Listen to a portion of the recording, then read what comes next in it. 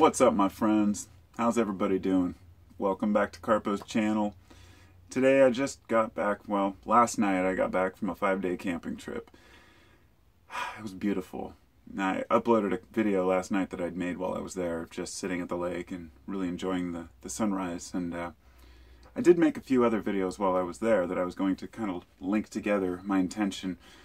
We were berry picking and whatnot, and a lot of blueberries out there. The huckleberries were kind of lacking, but at any rate, it was not about the berries. It's about hanging out with family and being there, doing something with your family. So when I got back and I was thinking of this morning about making a video, my first thought was to make one about nature, and how important nature is to, to expose ourselves to the real world, if you will. Not the real world we've created here in this delusionary state we have. Delusional state. I don't think delusionary is a word, but it is now because I said it. So somebody had mentioned this walk away movement a while back, and a few people asked me about it. And it wasn't until this morning where I was scrolling through my feed, and I saw that Menthol had made a video about that, about the walk away, and how when he was younger, he'd argue with his dad, and his dad said he was a conservative, and Menthol said, "Oh, I'll never be that way." And it really kind of, I figured it was time for me to make a video mentioning this, because I've been wanting to talk about this issue for a while. And it's not about my experience with the walk-away movement. Really, it's my reaction to movements in general. And whenever you have a movement building, you have a counter-movement that will build. It's like an opposite reaction. It's the same thing that happens when there's a strong conservative president somewhere. The liberals might push that much harder. Or when there's a strong liberal presence in an area, the conservatives might push that much harder to change things to the way that they see fit. Now, I'm not going to get into the politics of what's right and wrong. In fact, I'm really here to just say it's all bullshit.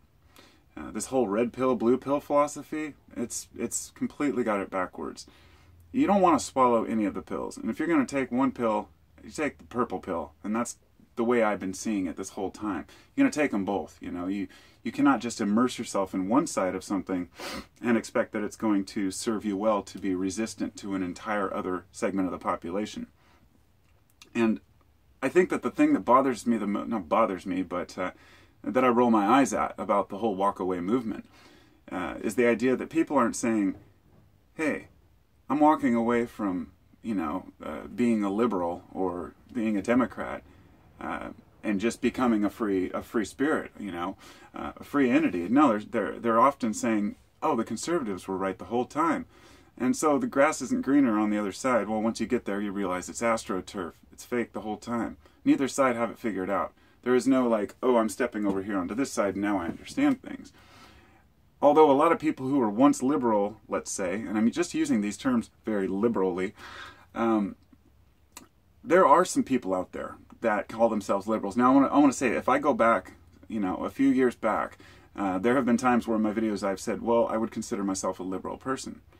And now that this word has been twisted so much to fit a certain group of people, they basically commandeered, and this term has been used as an insult more.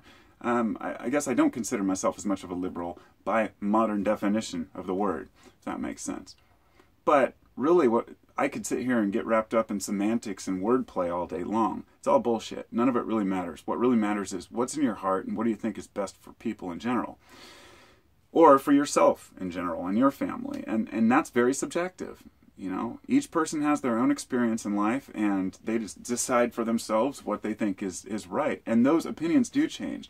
That idea when people say that people don't change or people never change, I'm like, if you don't, then you're not living right, because your mind will change as much as your body changes. Now, you can resist that, but you'll never completely be able to push thoughts out of your head that question, is my way of thinking on this correct? And I can sit here, in front of the camera and say, some of you who have watched me, even, for a few years, I've changed my opinions on a few things even in those few years. And I definitely lean towards being a moderate, an independent thinker, especially when it comes to politics. But whenever I say that, somebody will bring up, oh, well, then you must be a libertarian.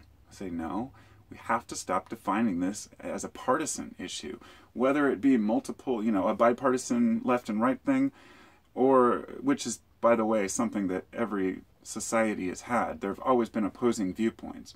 It's only today where it's become so extreme that that people are willing to completely beat each other down, physically and mentally, over a simple discussion somebody wants to have. In other words, I'm not going to go into the presidential issue because many people that one's been, smashed into the ground. It's like somebody says, if they agree with even one thing Trump says, then all their friends will attack them or defriend them. And this has become an issue with so many people who say they're afraid to talk about their true politics because they're afraid of being, berated and hated. Well, I'll say this is the same thing that many... not only conservatives would be doing to what you might call liberals, but liberals have been doing to conservatives as kind of a backlash against so many years of what they see as oppression. Now, for an example, it is true, at least, that, from the research that I've done and in the history in my mind, that conservatives have had a much more organized agenda over the past decades as to what they wanted to get done, and usually it was for the sake of business. Many of the decisions that are made and many of the lobbying efforts have been for big banks, for big oil, but the question isn't whether or not people are making money. That's the thing. This is how the world works. In other words, when you're younger, you think, those rich guys, they're screwing it up for everybody. They're out there, they're greedy, they're hoarding the money, and the 1%, the 1%. And I fell into that for a while too, until I realized the 1% is irrelevant.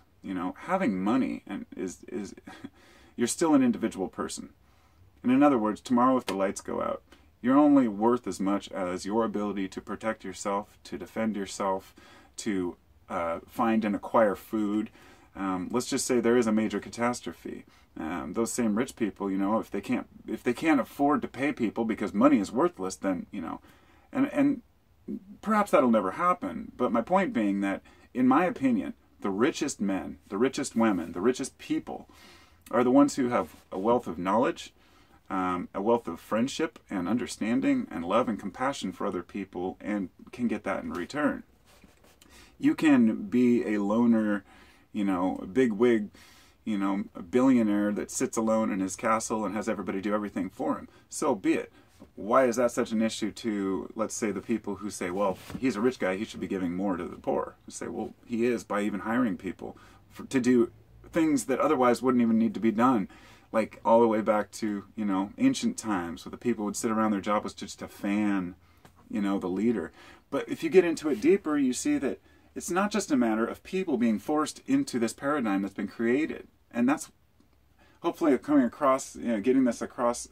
It's difficult to explain, but the idea by many liberal-minded people is that the rich, the right, the conservatives, whatever you want to call people, because that's completely off base, because I'm not saying that the conservatives are all rich, because it's quite the opposite. But there are just as many, even the ones who are, there are just as many billionaire, leftists like Warren Buffett, and people hate him just for the things he does, even though he gives majority of his money to charity. It's always people are suspicious, accusational. It's never enough, is what I mean. And everybody's always out to point the finger at somebody else, and that's their problem. It's the left's fault, it's the right's fault, it's everybody's fault, because they're playing the game. They're playing the system that's been imposed upon them. And so when you step back and you play, let's say, nature's game, like when I went camping, I was out there thinking, I mentioned in the video that it's a novelty to me to see, a deer walk through my sight or a bear, but to somebody, a couple hundred years ago out here, it would just be a nuisance. It wouldn't be a novelty. We are programmed to seek novelty. It's just like we're programmed to seek sweets because glucose runs the brain. There's all this war on sugar, but sugar is what drives the brain. So it's the same way with novelty. Novelty is what drives innovation. Novelty is what drives our excitement, our desire to go on vacation. Looking forward to going on vacation is looking forward to a novelty. something different, something new to break up the monotony. And when you come back from your vacation, your camping trip, whatever it might be, and you see that the reality that you're immersed back into, and then you can have a better perspective on the bullshit that we're all wading through. You know, we're forced to interact with a system that is so complicated and so cumbersome, for lack of a better term. The bureaucracy with which everything operates is so deeply interwoven into everything that we're fully dependent upon technology, upon electricity. People haven't learned how to really appreciate how bad it could be. And so I feel like we're living in a time where we really believe that we can choose sides in a battle that encompasses the whole of society, if you see what I mean.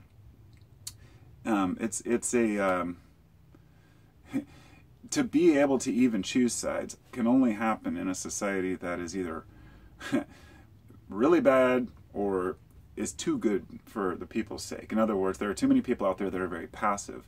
And over the decades, Americans have become more and more passive to the point where we can afford to sit and argue about things. There's always an enemy. There's always somebody who is the enemy, you know, whether it's people thinking that the Mexicans are taking their jobs, or whether it's somebody thinking that, there's a nuclear threat over here, or that terrorism is a threat. You know, and then meanwhile you look at the numbers and you find out, well, actually, the belief that America isn't manufacturing anymore is nonsense. We've doubled our manufacturing since the 80s, but we've lost 2/3 of the workforce because of automation. So we're moving into a time where the people, to try to define it simply, people have become disposable, as they always were, even in the workplace. But it's a market where you have to have specialties. And if you don't, then you get left behind. And there are a lot of people who only specialize in maybe one or two things, and maybe the career job they chose in life goes by the wayside, like coal, for example. And people will fight all the way through to try to preserve their way of life because that's all they know. And then you'll have somebody from, say, the liberal side, if you want to call it that, who will say, oh, stupid coal workers, you're going to change with the times and move forward. And those are the ones that make me cringe. I mean, it's like, how dare you berate somebody just because that's all they know and that's the life they've had. You see what I mean? The liberals have become a bunch of screaming, ranting lunatics. And I'm not talking about all liberal-minded people. I'm not even talking about all Democrats, though a majority of people, if you're still buying into that bullshit that, well, you've just got to stick with the Democrats because if you don't, then, the other side will win, or, the Republicans will continue to control it. I don't care about that. That's really trivial to me. There have been times when I've tried to buy into politics a little bit, and during this last election cycle, I found it appalling. And I've tried to distance myself from the idea of Trump. I don't even talk about him anymore because people will always say, oh, you're just following the media. Every time I say anything bad about Trump, on a forum or anything, or even a constructive criticism, people who are fans will say, oh, go back to your mainstream fake news. And that's the problem. That is the problem. Because a guy like that is looked up to, and because people respect what he has to say, they're willing to listen to him when he blabbers his mouth about how he's the real news and everything else is fake news. It's actually damaging to a society, in my opinion. But it's also good in a way because it's shaking things up. People now have to prove themselves. The media is going to have to redeem themselves, and they're not doing a very good job at it. And the reason I bring media in is because that's how we learn about so much of what we do. When people accuse others of saying, oh, you're just following what the media tells you, all you can ask them is, where do you get your news? Because either you're watching the media or you're listening to your friends on Facebook. So everybody has to get their news somewhere. And really it's about just having... It's not about what information you get as much as the type of mindset you have when you're reading it. If you're already primed and predisposed to hate a group of people, then everything you read is going to be read with that in mind. And you will pick up on the bits and pieces that allow you to feel your fire and your hatred towards the other groups. Empathy, compassion, and understanding are very underrated. When people talk about it, you get this, some people respond with this, oh, that's just hippie shit. But is it? No, of course not. It's all we have. Because when you strip us all down naked and take away your tools and your weapons and everything else, The only thing we have is an understanding of one another, that we're all fighting the same battle, and that it's not about us versus them.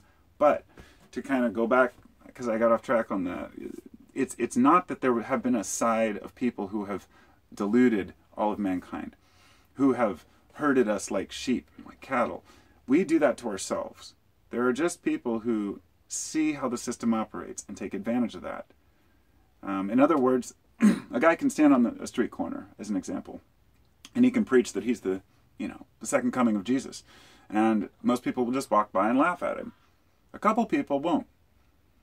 A couple of people might tell their other friends. And eventually the guy will have a following. In fact, there's a guy in Australia right now who claims to be a reincarnation of Jesus, and he has a large property where people continue to move down. I don't know what's up with him, these days. But the point being that if you have enough sway with people and a good enough speaking ability, you can convince them that you're anything. And that's unfortunate, because it's people like, us. I consider myself not a wolf, because, the wolves, those are the wolves. But often they think they're the shepherds. They're trying to herd people in because they think it's the right thing. Their ego takes over, and we forget that they're just individual people. So leadership and following and all of these systems in play, it's our human instinct that's being manipulated, if you will. And it reminds me of something somebody posted this morning that I responded to. It was about how a butterfly doesn't, have to wonder where it's going or where it comes from. I've heard a lot of references comparing humans to animals by saying, well, how come humans use time and we, think too much about this and that one? And, well, because we aren't born with all of our future laid out before us. It's part of our intuition. Our intuition or our instinct gets pushed to the side in order for conscious thought to come through.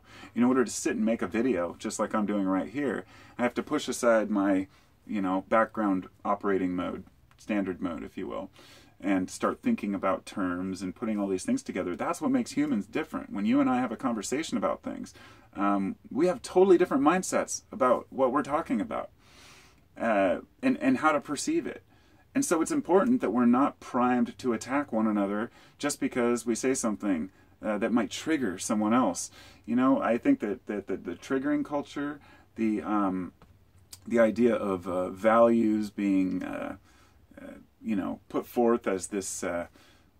There's terms for everything now. Terms that we didn't even use years ago, but basically trying to convince others that you're greater, you're better, or that you're more tolerant than they are. It's like somebody said on a Burning Man thing I was reading earlier. It says, a lot of people preach love and tolerance and understanding until you tell them that you eat meat or drive a Hummer or whatever it might be that the person's against, and everybody's opposed to something. Everybody seems to find an enemy.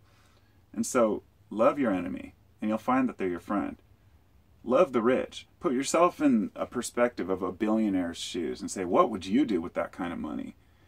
And if that's what drives the people, then so be it. It can't be our concern to worry about what every other person is doing or what entire groups are doing unless it is directly damaging to our personal lives.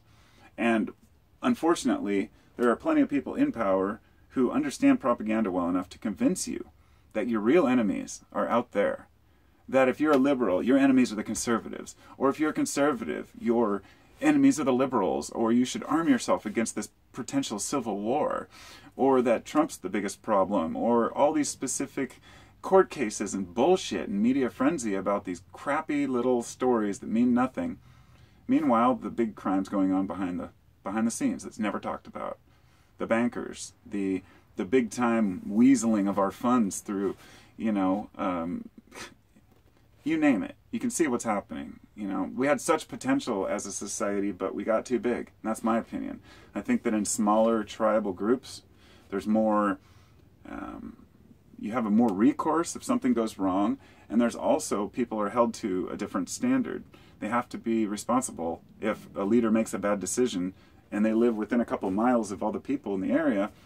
Then, they're more liable to... And I think many cultures understood this. Even areas that had large amounts of people would divide themselves into their own areas. And in today's world, we seem to think that we can just integrate everything. And a lot of the, you know, the liberal side of things is kind of seeing America as this big melting pot where everybody's just going to live, you know, in happy harmony and holding hands and dancing under rainbows. There is always going to be a quarrel. There's always going to be differences. There are always going to be differences of opinion. We can't get over that, but what we can get over is allowing our emotions to be dictated by what people are saying on TV or on the radio. That's the main point I want to bring home in this whole video, is to stop being triggered by bullshit that we hear from other people. Now, I listen to extremely liberal speakers, and they'll rant on for an hour on a video. I'll listen to extremely conservative speakers too. And you know what? Both sides have very good points. And the liberals are definitely losing ground now. You know, they've completely lost any chance of really even understanding why they're battling sometimes.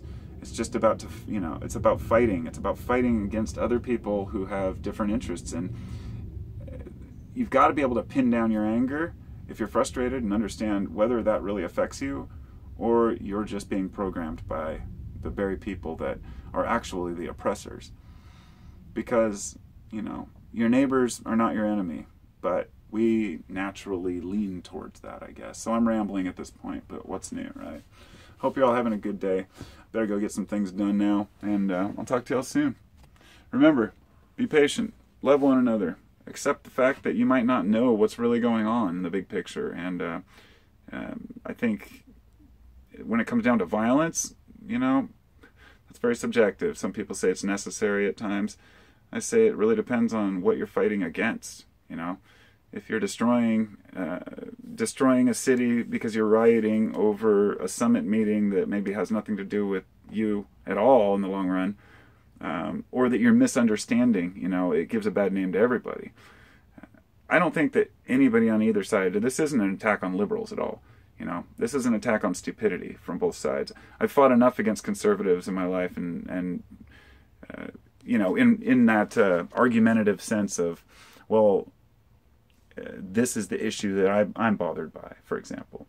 Anyway, I can't really define it very well, but I'll get back to this subject someday. Avoid getting trapped by other people's emotions. If you watch people speak online, if you watch videos about politics, avoid getting riled by well-edited, well-orchestrated videos that pick and choose and pull at your emotional strings, because there are plenty of them. So take the purple pill, be independent, think straight, and hashtag walk away from it all. Peace.